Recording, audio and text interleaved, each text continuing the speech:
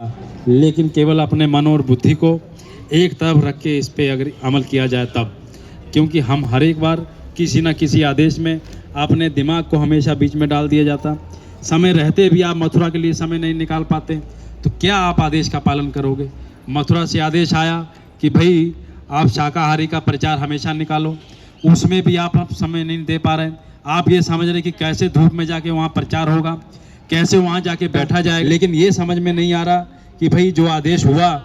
इस स्थान पे गुरु महाराज आए, और यदि समय रहते हम यहाँ पे आ भी गए तो ये सारा का सारा समय हमारा उन्हीं की सेवा में, उन्हीं के आदेशों में गिना जा रहा। ये कहने का मतलब ये नहीं कि आधा घंटा सत्संग सुना, केवल वही समय हमारा, आप यदि घर से वो समय आपका उसी में गिना जाएगा। आप अपनी ड्यूटी धंधों को छोड़ के, काम कारखानों को छोड़ के यदि मथुरा के लिए समय निकालते हो, तो जिस दिन से आप चलना शुरू किए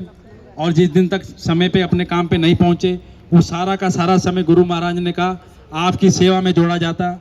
मथुरा के आदेशों में जोड़ा जाता कि आपने उस दिन के लिए छुट्टी की। कहने का मतलब सत्संगी को ये समझना चाहिए कि यदि हम गुरु महाराज के आदेश में चल पड़े तो जब से चले, जब से पहुँचे नहीं, तब तक वो सारा का सारा समय और सारी जिम्मेदारी हुजूर महाराज जी की, गुरु महाराज की है। अभी हमको यही समझ नहीं है, इसीलिए संशय में हम आप पड़े रहते। और इन्हीं संशयों को दूर करने के लिए बराबर सत्संग होते, बराबर स्थान जा जाके महात्माओं के सत्संग होते, एक स्थान पे इसीलिए बैठा जाता कि आपके अंदर काल का प्रभाव कम हो, माया का प्रभाव कम हो। अब जब से काल माया का प्रभाव कम होने लगता, उसी हिसाब से दया अंदर उतरने लगती, और यही स्थान जिसको आप तुच्छ समझते, कुछ नहीं समझते, उसी में आपको बरकत नजर आने लगती, उसी से घर के काम बनने लगते। जैसे आप समझ लो कि अभी आपको ये लगता कि इस स्थान पे आके हमको क्या मिलेगा, हम 10 बजे आ भी जाएं तो हमको क्या मिलेगा, हम तो 2 बजे चलेंगे, 4 बजे चलेंगे या 6 बजे आएंगे, आधा घंटे के लिए आएंगे, तभी हमारा फ़ायदा, 10 मिनट में अपना सत्संग सुन कर निकल लेंगे। लेकिन ऐसा नहीं है। जो लोग 10 बजे आ रहे हैं, 11 बजे आ रहे हैं, दया तो बराबर उनको आपसे ज़्यादा मिल रही,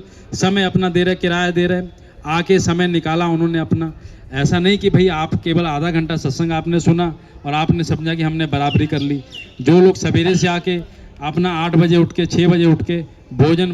भंडारे की घर में तैयारी की, घर परिवार वालों को तैयार किया,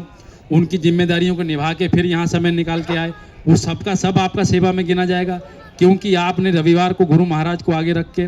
कि भाई हमको अपना समय निकालना है और इसलिए हमको यहाँ आना है। जब इतनी जिम्मेदारी हम आप समझ लिए तो ये सारा समय आपका सेवा में निकल गया, और जिस भी काम को आपने किया वो सब सेवा में जुड़ गया, क्योंकि